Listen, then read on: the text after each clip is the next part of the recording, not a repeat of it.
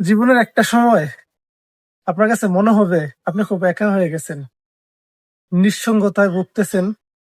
চারপাশ মনে হবে আপনার জন্য না, যেদিকে তাকাবেন সবকিছু মরুভূমি মনে হবে। ওই সময়টা হচ্ছে আপনার জীবনের সবচেয়ে গুরুত্বপূর্ণ সময়।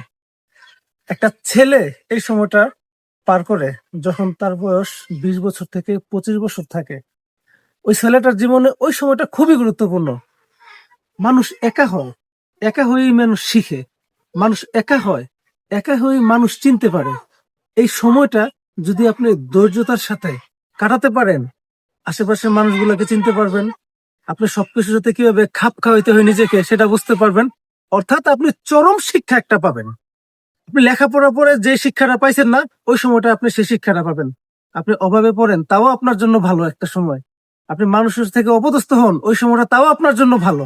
অর্থাৎ একটা সময় একা হওয়া খুব জরুরি, আপনি হোঁচট খাওয়া খুব জরুরি, মানুষের থেকে কটূক্তি শোনা, মানে খারাপ কথা শোনা আপনার জন্য খুব জরুরি।